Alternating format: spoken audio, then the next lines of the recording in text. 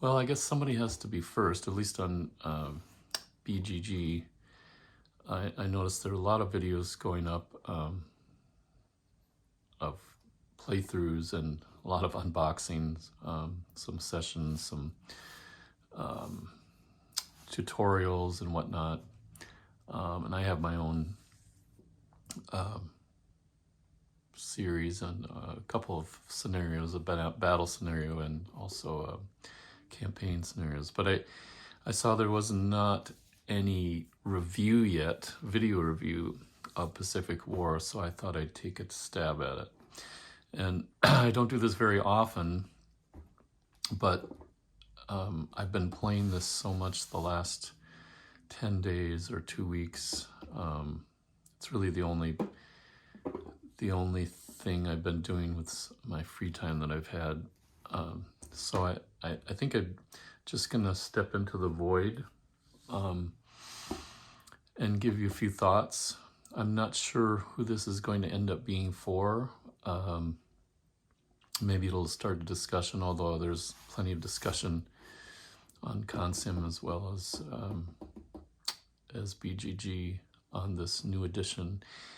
But for what it's worth, maybe some people are still thinking about purchasing this and they're trying to figure out whether it's worth the purchase. So we'll give you an idea of what's in the box and much and beyond that, how it plays and what you can expect out of it, maybe in short term and also long term. There's been a lot of unboxing videos, and you probably don't need to see another one of those, but as far as the amount of stuff that's in here, that's obvious. There are charts galore. Some are probably not necessary once you get, unless you get into the strategic scenarios and some of the campaign scenarios. But the quality of the charts are typical GMT, very, very, very well done all the way around. I think one of the issues has been these fold-out charts, and they're called Japanese screen and Allied screen. And if you unfold them, you get this 4-panel sheet. The far left you are not going to use except in strategic. The other 3 you will use.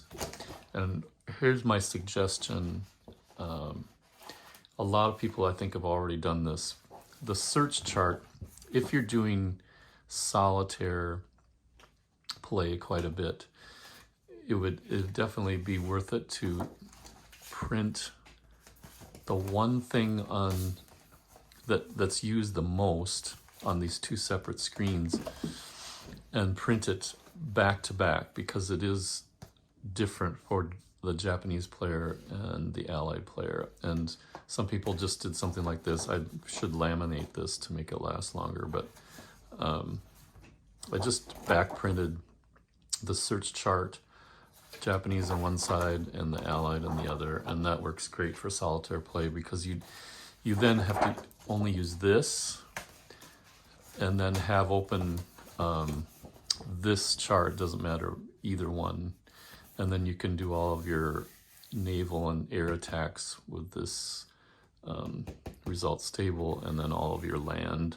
based combat with that table. So this is what you will be using the most if you either play face-to-face or solitaire. These are the biggies as far as looking at the charts quite a bit during the play. Let's move those aside. The force charts or force displays, you're probably only going to use or need display 1 for Japanese and display 1 for Allied. If you get into the more The wider scope scenarios in campaign, and definitely strategic scenarios, you're going to have to start finding space for some of these other force displays. There's a lot. There's also, on this one, the Japanese merchant shipping and turn track is here. So you would use this for some of those bigger scenarios. These two, this one will get used the most in terms of just from the beginning, whether you're doing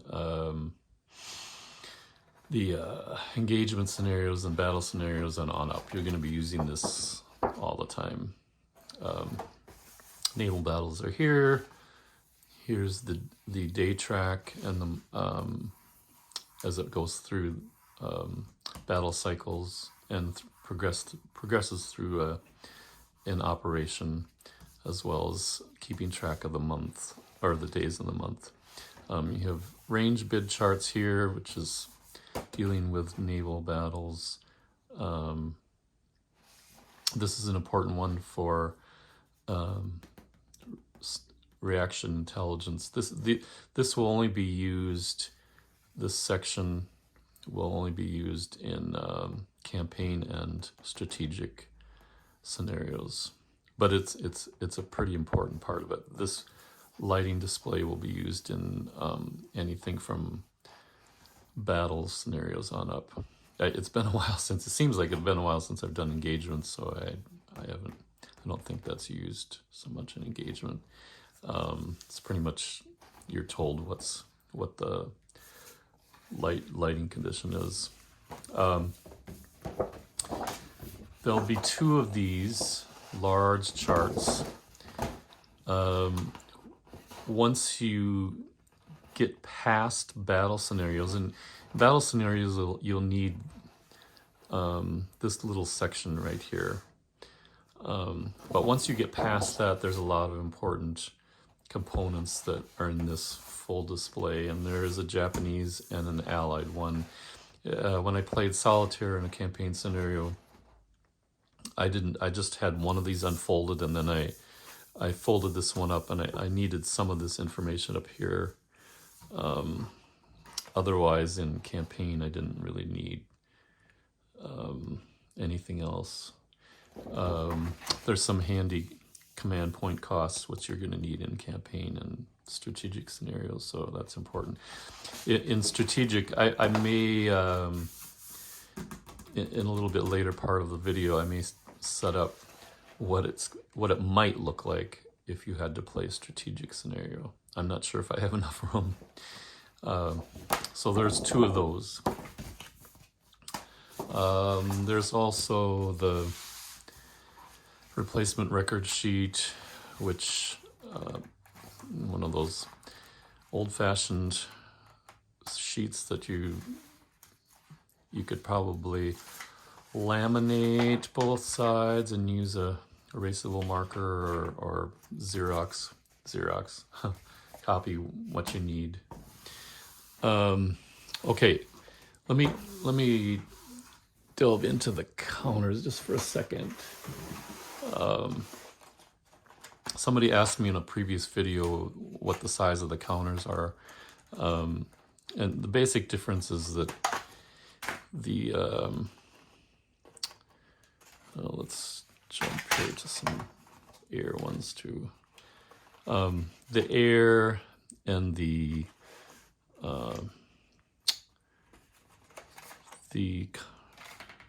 land-based and all the, just get an example of each, land-based and the other markers, the control markers and all that. So those are the, I believe, half-inch counters, smaller. And then the only ones that are larger, I don't know if these are 9/16 or 5/8. those are all the naval counters. So that's the only difference in size. They're, I don't know if you can get an idea of thickness. It's pretty good. I think these are all clipped. Yes, I clipped all of these counters, including the markers, the hit markers. I know it's crazy, but I do it during while watching other shows I'm trying to catch up on. So it gets pretty easy to use the Oregon rounder.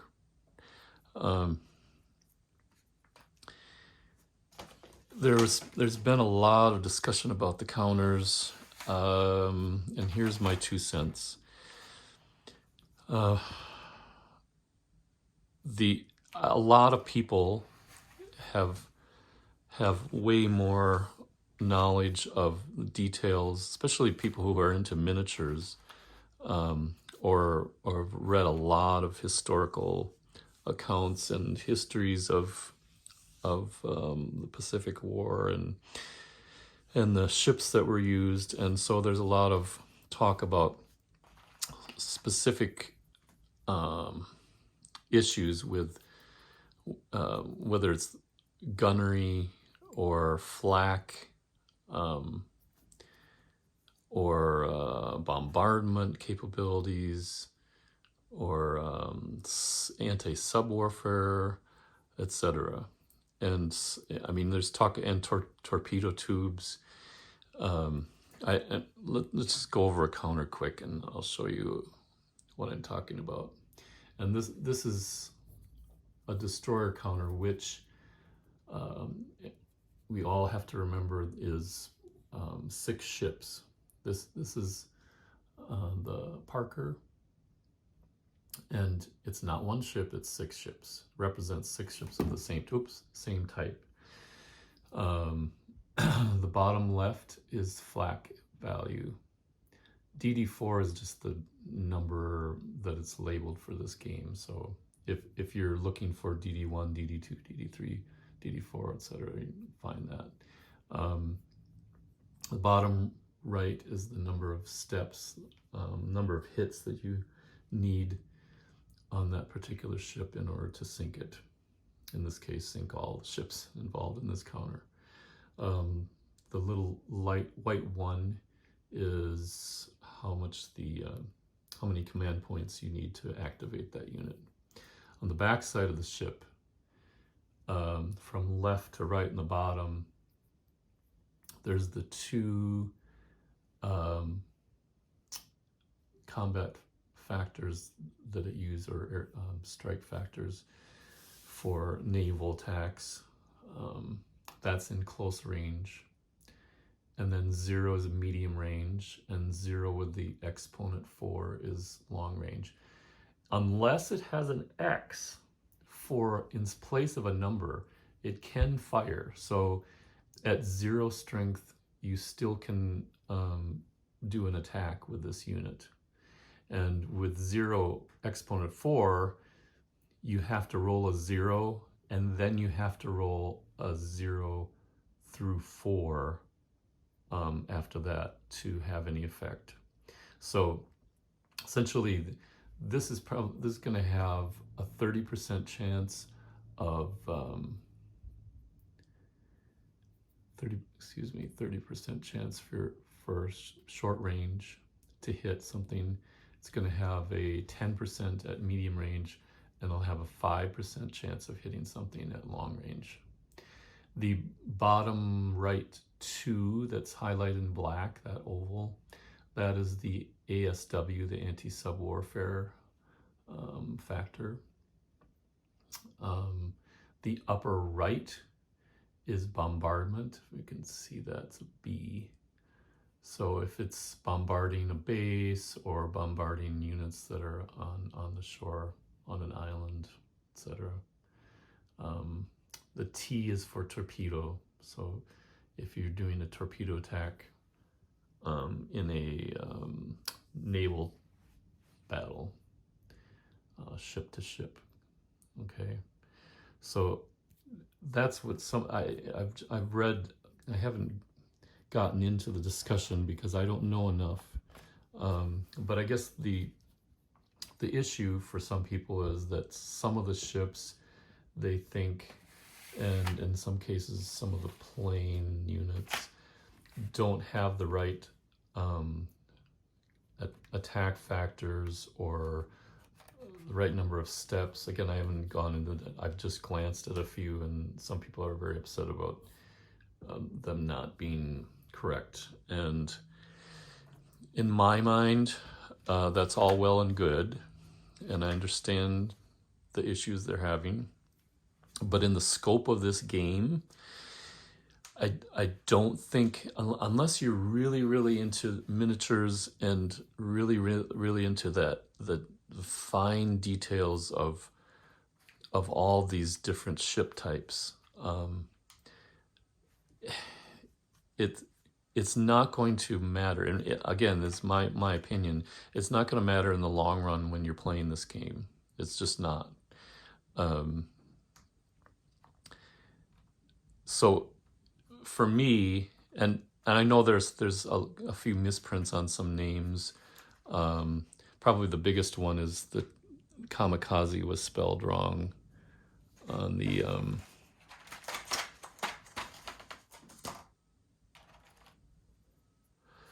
this is probably the most unfortunate one. I mean, it's supposed to be an E on the end, and all the kamikaze planes are with an I. I did get it right in my labeling, just so you know. But besides that, I don't know, there's probably a couple thousand counters here. And to have an issue with those few things, I don't know. I just don't see it as a big problem. But again, that's my opinion. One of the other issues comes up with the counters is what Mark Herman's discussed. Both he discusses in the manuals and also online. He's answered this question, and I totally understand where he's coming from. When you're setting up, if I just take out a setup, okay.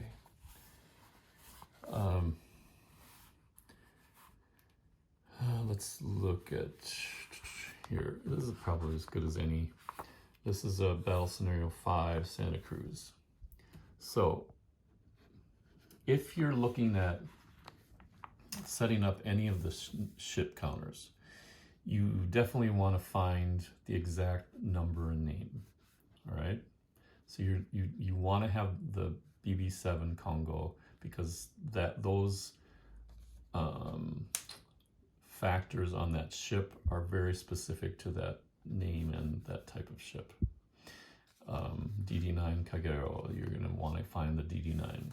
If you could go and compare, I'm not going to do that, but you can compare. There's quite a few subtle differences amongst those.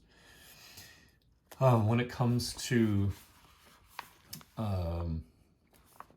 infantry and land units, I'll show you an example. This one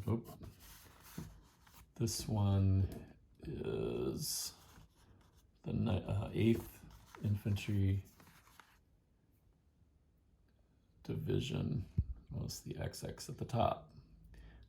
Japanese 8th Infantry. Okay, that one, if you're asked to get an 8th Infantry Division, you need to find that one, because the steps are going to be different. The troop quality will be different on the bottom left. If you are getting if it says 5th Infantry Battalion, you could look for the 5th Infantry Battalion, but it's probably not going to matter a whole lot because they're all the same. I can get the 5th Infantry Battalion for Japan and the 13th, and there's no difference between the two. It's just a number. The same goes for plane units. If I'm asked to get, let's look here, this Yamada unit It's a land-based F-type single engine level 1. I can go and find the exact Yamada. Notice all I have here are, let's back up, just all the land-based air FL1s together. There are different nomenclatures. This is a 57 SE. I actually have learned not even, I mean, this Yamada unit might be in the mix.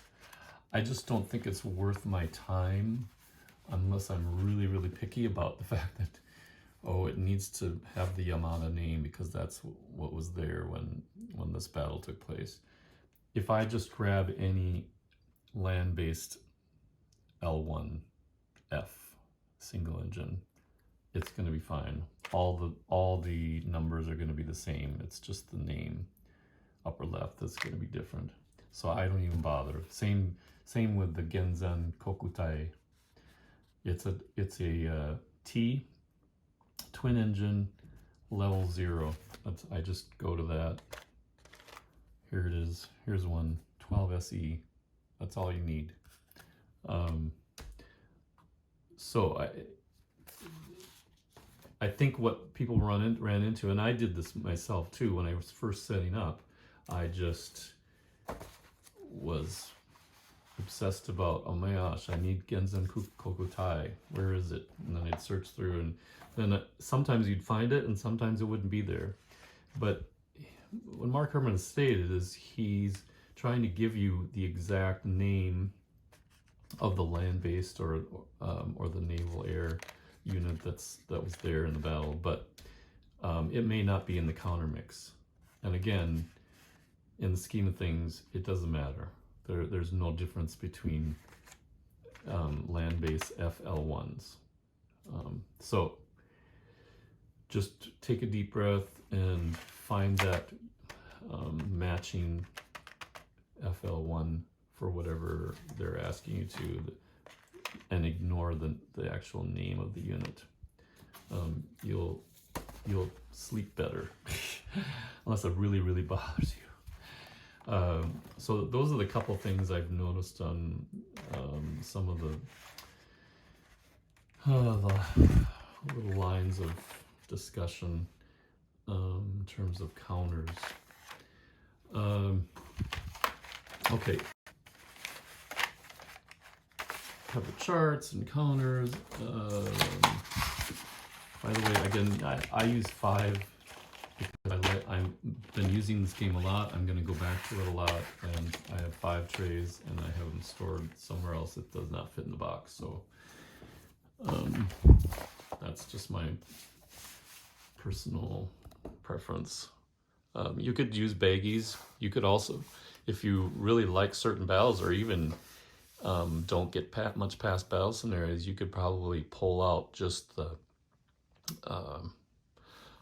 excuse me, you could pull out just a bunch of units and keep them separate. You may be just coming back to those over and over again, and then not even punch the other ones. So that would be a choice. As far as the manuals, I personally think they're really well done. There's some discussion about this, the way they decided to do this. I have to say, like many other people, I had the original Pacific War from the 80s, and I remember the manual, and it was progressive. It would it would start you off with a very basic, much like the engagement scenarios in here are, and you kind of go through that first little bit of rules, and then you'd add some more, and you go on. Well, he's kind of streamlined this. I shouldn't say streamline. Separated out a little more distinctly, and I see a lot of people going through with this kind of process, and they're spending a lot of time in engagement scenarios. And having lots of questions about various aspects of play, a lot of details, um, and how those are played. One of the frustrations is the engagement scenarios are not meant to be competitive. They're mostly for playing on your own and figuring out how things work. So if you can't win a scenario, you don't get too frustrated because you're not meant to win a lot of those scenarios. But some people love this. I liked it because I could go fast through the engagement scenarios and kind of review. I really wanted to get into the battles, and I played a bunch of those. Haven't played all of them. And then I progressed. I thought, well, no, I really want to add some more layers. And then I went to the core rules and started reading about how to do a campaign. And for me, that worked really well. I'm still making mistakes, but I'm fascinated by some of the subtle things that happen when you go up to a level like the campaign.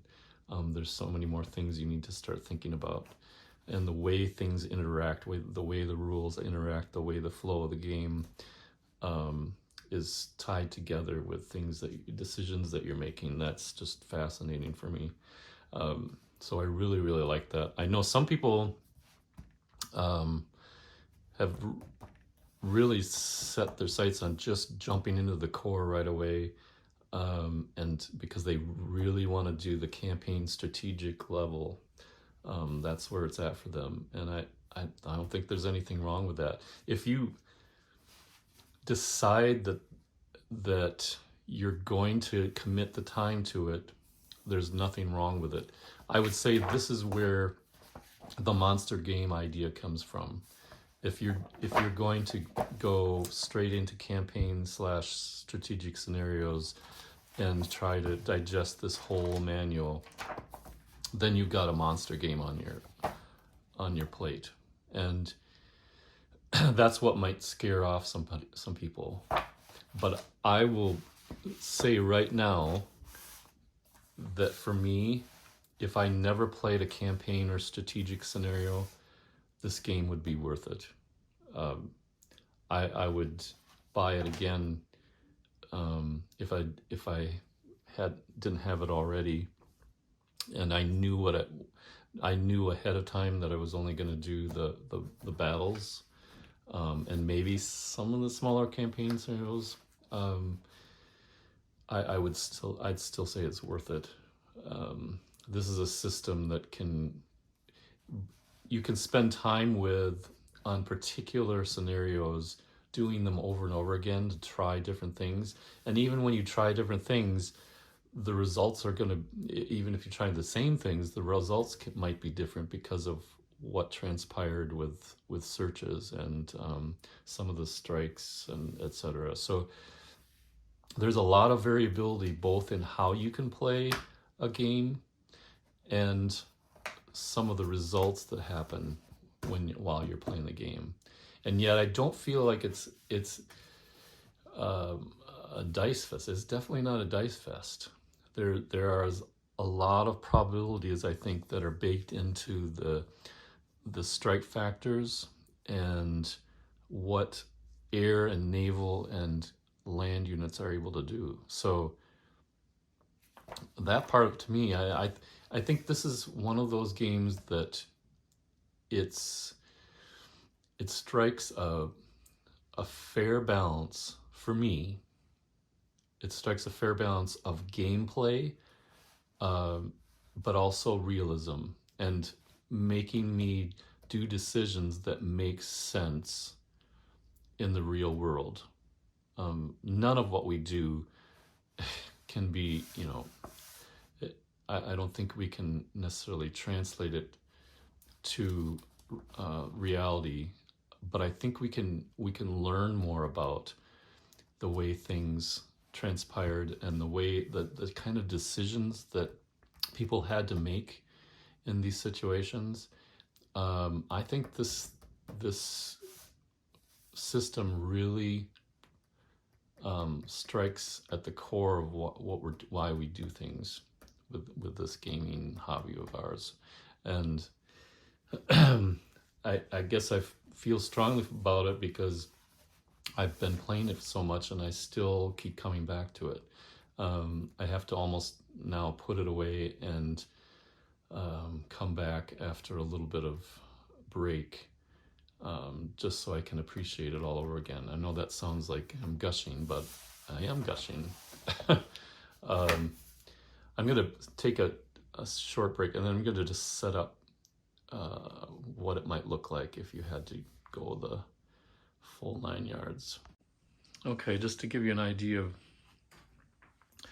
what we're looking at for a footprint with both maps out and force displays. And actually this isn't all, I left the counters here, but there should be at least one more force display for the allied player. I mean, there's there's more force displays than that, but that chart up here you're going to need, and then over here on this side, the 3 allied display sheet, Japanese display sheet, and this important operation display. But that gives you an idea of what the minimum might be if you're going into a bigger campaign or strategic scenario. So it's not, it's not as big as something, say I have the big Normandy campaign game, Battle for Normandy, the GMT version, and that is, I mean, I need multiple tables set up just to get the maps.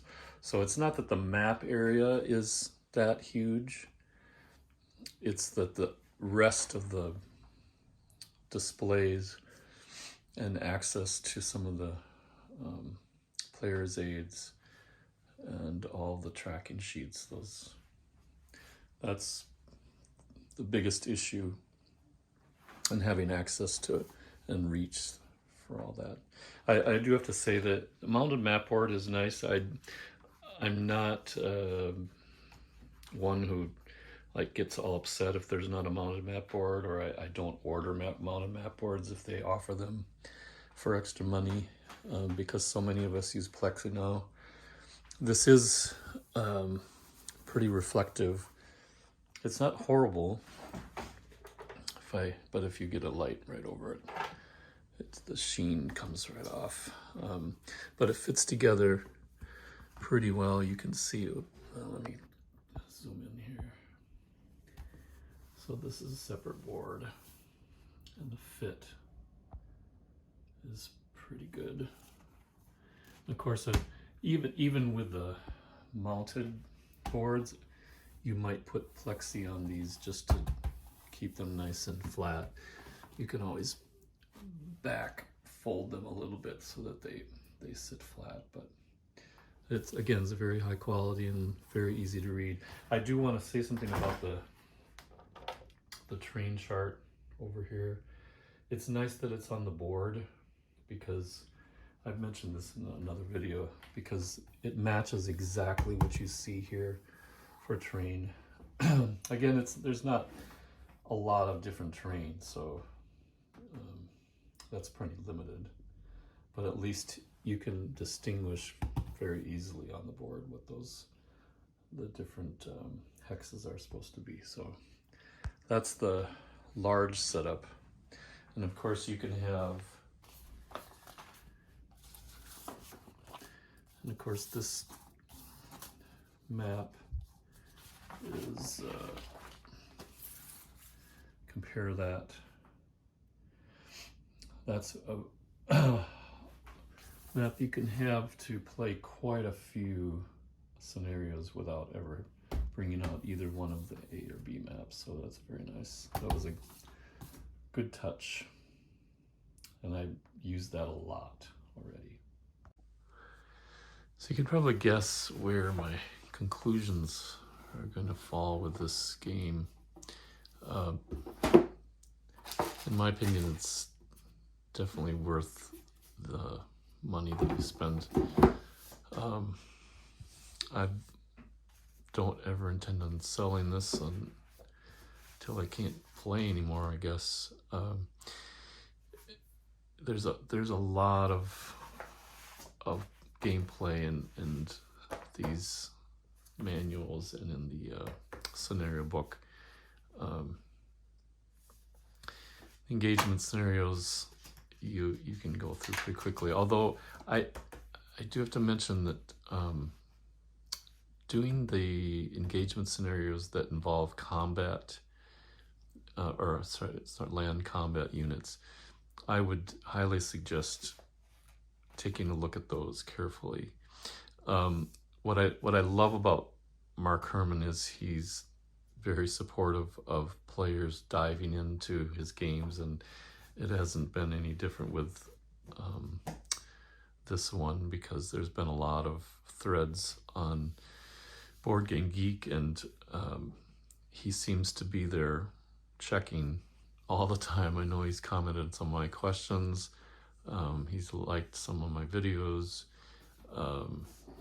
But one of my favorite comments I saw him make was fairly recently. Somebody had a question about amphibious assault, and the question was about how to manage that with multiple units for the Japanese. And the person, when they were diving into the rules and some of the details and how land combat,